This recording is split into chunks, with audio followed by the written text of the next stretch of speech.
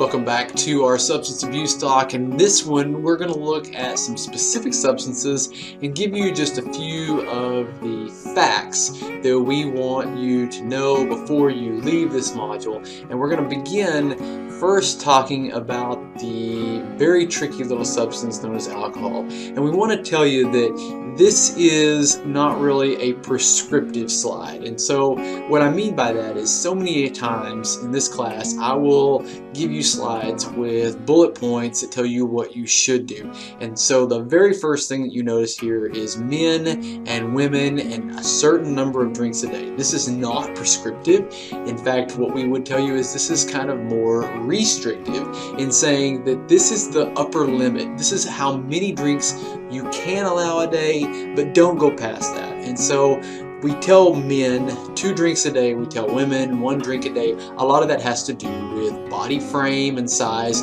Obviously, there are women who have larger frames than some men, and so that does change. But again, this is kind of that upper limit where we know this is as much as you should have, and so we're going to stick with that across the board. What we also want you to know is what constitutes a drink, and so this really kind of changes as we look at the different types of alcohol. So for instance, the number one thing there is beer. 1 12-ounce can of beer or bottle of beer equals 1 drink.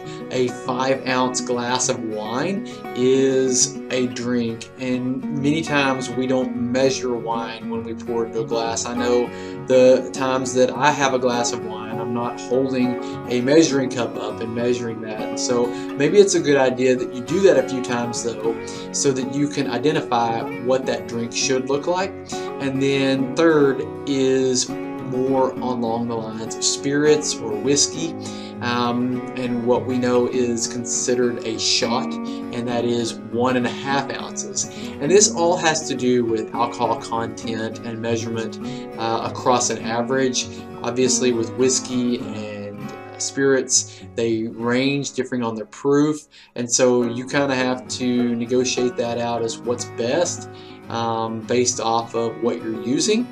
But there is some strong evidence that we need you to understand is out there, and that is the risk of cancer and its association to long-term alcohol use. So let's say you push those restrictions out there and you say, I'm going to have my 2 drinks a day. Well, what we need you to understand is that if you do that, you range upward to having, or you will have an upward range of risk, specifically that of cancer of the mouth, throat, liver, and the breast, colon, and then unfortunately in the stomach.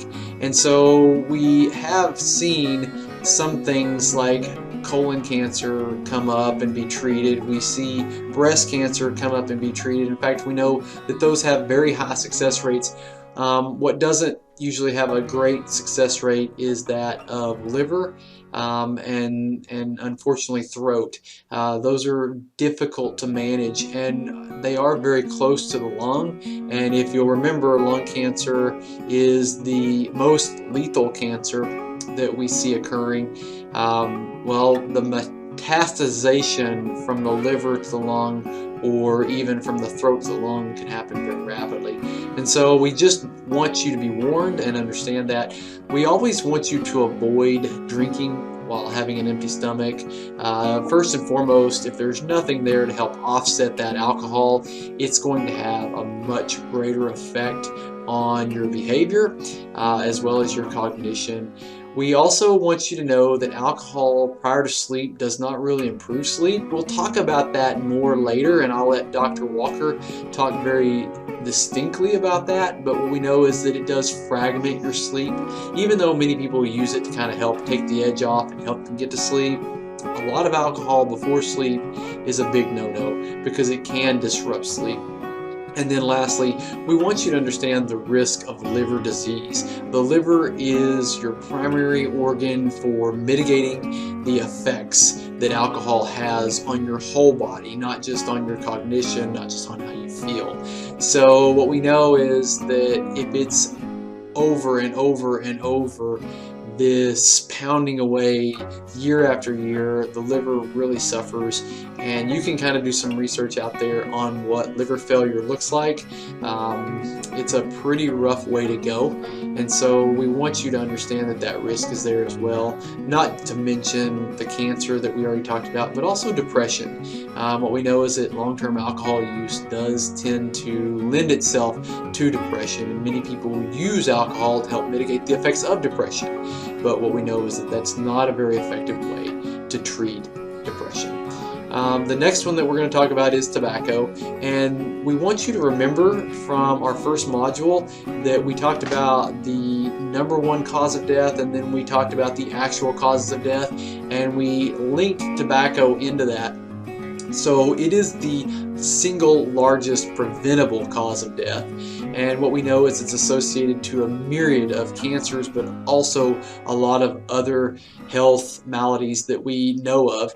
The instance that you start using tobacco in the form of cigarettes, you start causing a crazy amount of acute health effects, but we also know that this is the substance with the largest connection to death as well. So chronically, you're speaking of a lot of health problems later. So smoking is kind of the big way of using tobacco, but it does have an increased risk, obviously, with cancer, and specifically that of lung cancer. But we also know that it's connected to liver cancer, colon cancer, colorectal cancer, breast cancer, emphysema, and chronic bronchitis, and that's COPD. And you'll remember the videos we watched over those folks who had those conditions and the very difficult life that they have to live now. Now, there is a form of tobacco that is smokeless, and we still can find that cancer is related to it, specifically of the mouth and the throat, but also at the pancreas level. And so the unique thing there is the pancreas is not going to show up as quickly as the mouth or even the throat is. That's going to probably be a very lethal cancer as well. In fact, we know that it is because it doesn't show in the same way as rapidly as mouth cancer would. And it's obviously very difficult to treat because of where it's at. We also want you to know about secondhand smoke and what the risk is there. It's a very lethal, toxic substance as well. I was exposed to secondhand smoke my entire childhood, where I would ride in a car with two parents smoking windows up, and I'm very scared, to be honest with you, about what epigenetically changed about me during that time, and I hope that I don't experience anything from that, but the risk is there because I was exposed to that, and in my opinion that was child abuse, and so many of you need to hear me say that because you've been around it, or maybe it's true that you're exposing someone to that often, and I really want you to think about that, because what are you doing to that kid? What did my parents do to me? And so I have a little bit of a hang up with that, and I hope that you kind of think about that and maybe change the practices that you pursue in smoking around other people. Another thing that we want you to know is that skin, hair, and your mouth, these all change due to the use of tobacco, and it's generally in a negative way. You're going to see skin wrinkle more, especially the lines around the mouth and the eyes and the face. You're going to have more wrinkles, and so you can see these people. They have lots of wrinkles when they get older, and if you're concerned with the way your skin looks, smoking is definitely not going to get you any positive points later on in life.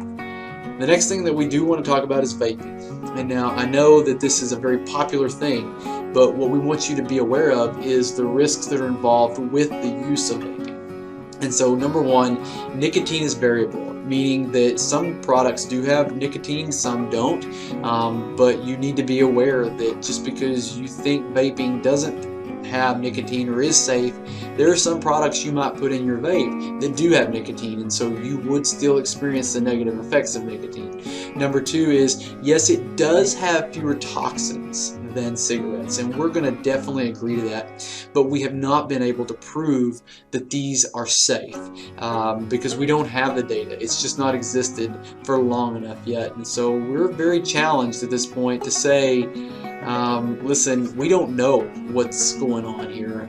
It sounds like it might be okay, especially when you listen to the manufacturers, but that is the same ploy that the cigarette companies used for years, and they said it's safe, it's safe, it's safe, and then only to find out that no, it wasn't. And so we're still trying to figure that process out. But what we know is that these e-cigarettes and vapes, they do have their own harms that they could cause, and we'll kind of talk about that here in a minute. But currently the evidence is growing, and it is suggesting that we need to look at this closer. So one of the risks that's occurring here is when e-cigarettes and vaping came out, they were wonderful tools to help step down smokers. And again, as I talked about in the first video, if you've been able to quit smoking or if you ever tried, you have all my respect. But the thing is this was a tool, and I have known previous smokers who were able to do a step down process, and they did it very successfully. But what we now know is there is a condition that is related back to vaping that is very dangerous to the lungs. It's called EVALI, and it's an acronym for e-cig vape associated lung injury, and it does have symptoms that are very similar to that of pneumonia. But the thing is, pneumonia is caused from a bacterial or viral infection, and now what you have is a lung injury that has no infection onset. And so that's a very scary thing. We're seeing that this is just caused even acutely from using a vape. One other thing that we know is that persons who used vape had stronger symptoms from COVID-19, specifically that of cough, of loss of taste, of smell, and loss of taste and smell, but also they had persistent symptoms that lasted long after. And so you can kind of evaluate the risk of this, if this is something that you deem good for you or not. But I'm going to tell you that for right now we don't have a lot of information, but we are seeing people injured and long-term chronic illnesses occur from this. So we want you to be aware before you choose to long-term vape. But again, I know it's a very popular thing and it's very hard to turn away from, especially when it comes to peer pressure. Lastly, we are going to talk about marijuana. And so we do want you to understand that there's two components to marijuana that are more profound, and number one is THC. This is the psychoactive compound that does allow for the high to happen. There's also CBD, which is the non-psychoactive compound that is very popular now in oils, but also in ingestible agents for the use of different things ranging from anxiety to pain. Now, we do have some literature here that relate us back to marijuana specifically, not just CBD, but marijuana and its use in anxiety. And this study does point out that anxiety does not improve with the use of marijuana, and largely because the problems that are causing the anxiety still exist without the use, or while the use of marijuana is still going on. And so the problem has not been resolved. That coping mechanism of marijuana use doesn't really take away the problem, and that's largely what we've seen with that. You can definitely look at my article that I posted here and see what you think there. With pain is another issue. They do have some studies with cannabinoids improving pain.